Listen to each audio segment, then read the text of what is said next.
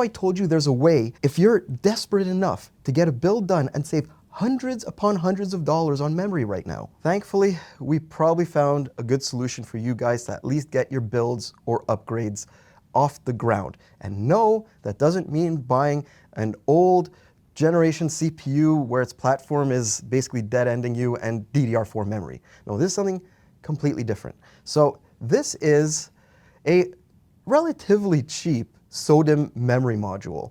On the other hand, this is a SODIMM to UDIMM adapter. So the idea is to take these relatively inexpensive SODIMMs that are from laptops or NASAs or whatever it is and pop it into this adapter,